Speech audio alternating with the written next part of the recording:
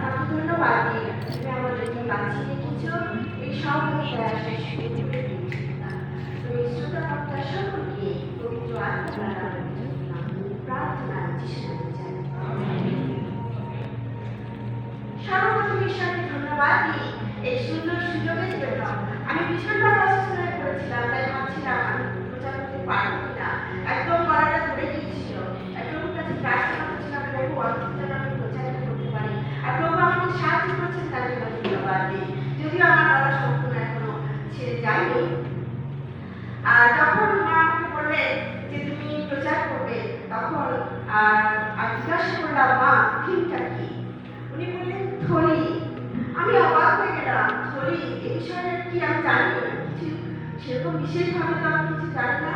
থলি হঠাৎ কি? আমি আবার ফোন করলাম, মা কোন অধ্যায়? বললেন লুক লিখিত 12 অধ্যায়। পড়ে দেখলাম 33 এতে লেখা আছে পদে, আপনার জন্য থলি প্রস্তুত করো। বুঝতে পারলাম, থলি প্রস্তুত করো খুবই পরিচিত পাঠ। আমরা সবসময় বলি স্বর্গের জন্য তোমরা তোমার সঞ্চয় করো, আপনাদের জন্য তোমার সঞ্চয় করো না। এটা খুবই পরিচিত পাঠ, কিন্তু আমি তখন বুঝতে পারলাম এই থলিকে আপনার জন্য থলি প্রস্তুত করো, এইটাকে বিশেষভাবে কখনো এই থলি শব্দটাকে আমি কখনো ধ্যান করিনি বা আমার চোখে পড়েনি যে তুমি নিজেদের জন্য থলি প্রস্তুত করো। ওর জন্য এই থলি বলতে গিয়ে আমি থলিটাকে দুটো ভাগে ভাগ করে আমি আজকে ধ্যান করবো যে জাগতিক থলি আর আত্মিক থলি। জাগতিক থলিটাকে আমরা কেমন করবো?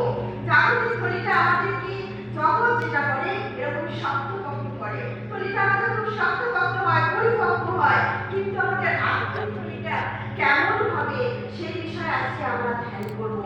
আত্মিক থলিটা কি আমাদের জীর্ণ হয়ে আছে না শক্তপোক্ত হবে? কেমন করে আমরা এই দুটো থলিকে প্রস্তুত করবো সেই বিষয়ে আজকে আমরা ধ্যান করবো।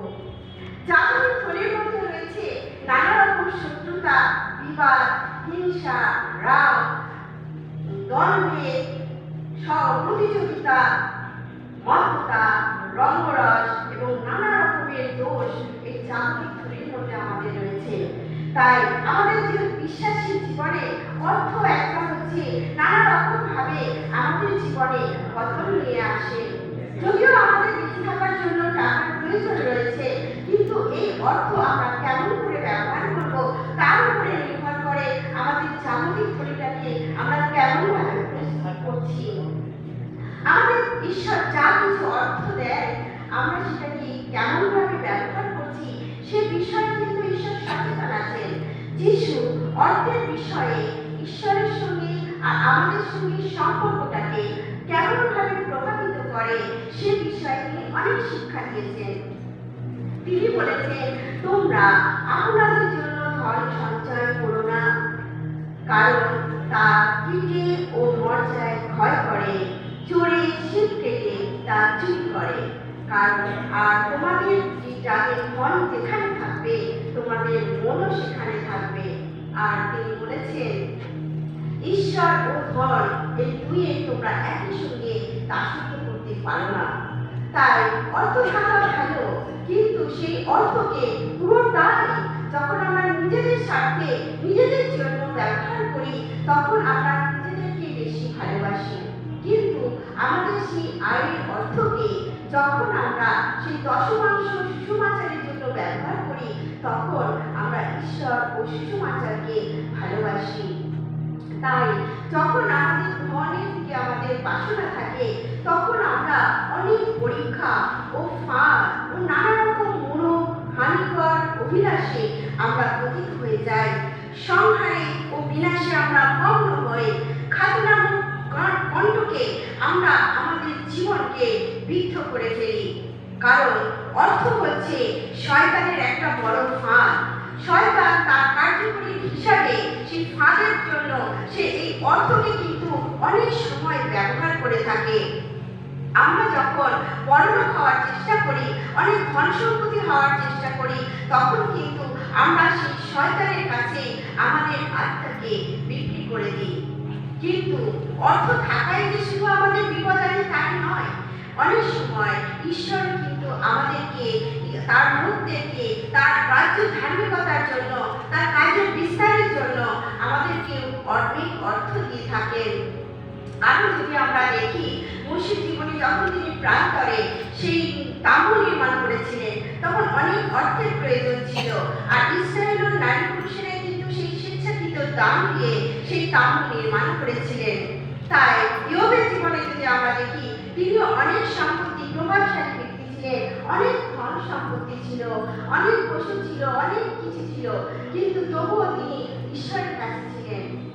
তাই আমরা যখন সে অর্থকে ব্যবহার করব, সেই চাবুকের থলিতে রাখছি কিনা আমাদের সেই বিষয়ে সচেতন হতে হবে। অব্রাহামের অনেক সম্পত্তি ছিল, অনেক সেনাদল ছিল, এবং দাউদের জীবনে, সলোমনের জীবনে আমরা দেখি অনেক অর্থ ছিল। ঈশ্বরের লোকদেরও তিনি অর্থ দেন, কারণ তারা কি করেছিলেন, যে ঈশ্বরের কাজে, সেই দাউদ এবং সলোমন তার রাজ্যের কাজে এবং ঈশ্বরের কাজে সেই অর্থ ব্যবহার করতেন। প্রিয়জনেরা, আজকে আমাদের চিন্তার বিষয়, আমরা যে অর্থ ব্যবহার করছি তা কেমন করে ব্যবহার করছি।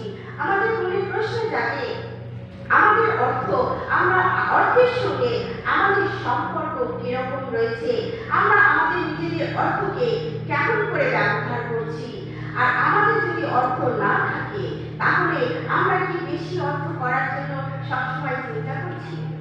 অনেক সম্পত্তি করার জন্য কি আমরা স্বপ্ন দেখছি? নাকি আমাদের সেই টাকার জন্য আমাদের নিজেদেরকে সেই আকাঙ্ক্ষাকে আমাদেরকে নিয়ন্ত্রণ করছে? এই সকল প্রশ্ন যদি আমাদেরকে আজকে অস্বস্তি করে তোলে, আমরা কেমন করে আমাদের অর্থ ব্যবহার করছি, তাহলে সেই অর্থই আমাদের বুঝিয়ে দেয় যে আমাদের সঙ্গে অর্থের সম্পর্ক কেমন। কারণ যখন আমাদের অর্থ থাকে, তখন আমাদের লোভ, স্বার্থপরতা, লালসা, সুপ্ত অবস্থায় অর্থকে শয়তান খুব ভালোভাবে কাজে লাগায়। তাই আমরা দেখি যে হগয়ের 1:6 যদি দেখতে পাই, তোমরা বহু বীজ বপন করছো, কিন্তু সঞ্চয় করছো কম। তোমরা আহার ও পানি তৃপ্ত হতে পারছো না। তোমরা পোশাক পরিচ্ছদ করছো, কিন্তু উষ্ণ হতে পারছো না। তোমাদের বেতনজীবী লোকেরা ছেঁড়া থলিতে বেতন রাখছে।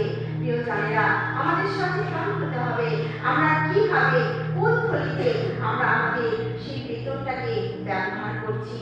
আর আর্থিক থলির দিকে যদি আমরা চিন্তা করি, তাহলে এই আর্থিক থলির মধ্যে রয়েছে সেই প্রেম, শান্তি, আনন্দ, দীর্ঘসহিষ্ণুতা, মৃদুতা, ইন্দ্রিয় দমন, এইসব গুণাবলী। এইগুলো যদি আমরা এই আর্থিক থলির মধ্যে রাখি, তবেই আমরা সেই গঠন করতে পারবো, আমরা সেই স্বর্গরাজ্যে যেতে পারবো। আর এইগুলো আমাদেরকে করতেই হবে, কারণ ঈশ্বরের দুটো আজ্ঞা, প্রেম। তিনি সমস্ত অন্তর দিয়ে সদাপ্রভুকে প্রেম করো এবং প্রতিবেশীকে প্রেম করো। সেই জন্য আমাদের হৃদয়ে প্রেম থাকতে হবে। আমরা যদি দেখি যে পুরাতন কুপায় নূতন দ্রাক্ষারস যদি ঢালি, তাহলে সেই নূতন দ্রাক্ষারসটা নষ্ট হয়ে যায়, ফেটে যায়। সুতরাং আমরা গির্জে প্রার্থনায় যাচ্ছি, কিন্তু আমরা আমাদের হৃদয়টাকে সেইভাবে প্রস্তুত করতে পারছি না। তখন এটাই হয়, অনেক বাক্য আমরা শুনছি, কিন্তু সেই বিজ্ঞপকের কথার মতো পাথরের ওপরে কাটা চোখের মধ্যে আমাদের সেই বাক্য চলে যায়। সুতরাং আমাদেরকে পরিবর্তন হতে হবে। পরিবর্তন যদি না হয়, এখনই কৃপাচার বলছিলেন, যদি আমরা সেই জিনিসটাকে ফেলে দিতে হবে, ত্যাগ করতে হবে, সেই আবার সেই ঝুলিতে ভরে নিলে হবে না। যখন আমরা ভরে নেব, তখন আমাদের আত্মিক জীবন ওরকম জীর্ণ হয়ে যাবে। তাই আমরা যদি স্কুলে যিহুদার কথা জানি, যে তিনি যিশুর শিষ্য ছিলেন, তার সঙ্গে ছিলেন, কিন্তু সে টাকার জন্য যিশুকে ধরিয়ে দিয়েছিলেন।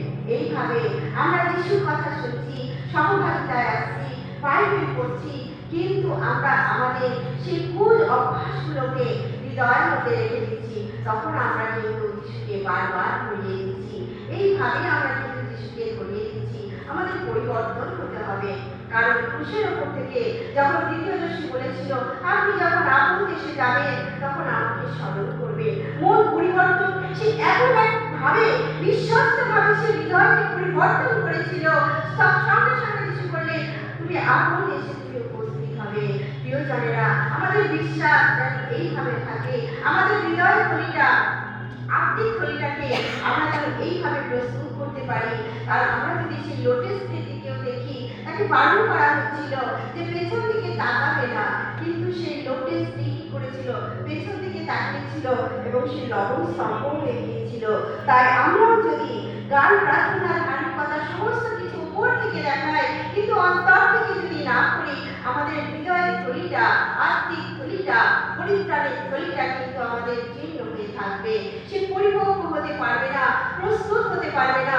কারণ আমাদের এই জীবনে থেকেই আমাদের আত্মিক জীবনকে প্রস্তুত করতে হবে। তাই জীবনের থলি আমরা কোন দিকে কেমন ভাবে প্রস্তুত করব, আমাদের এই বিষয়ে চিন্তা করতে হবে।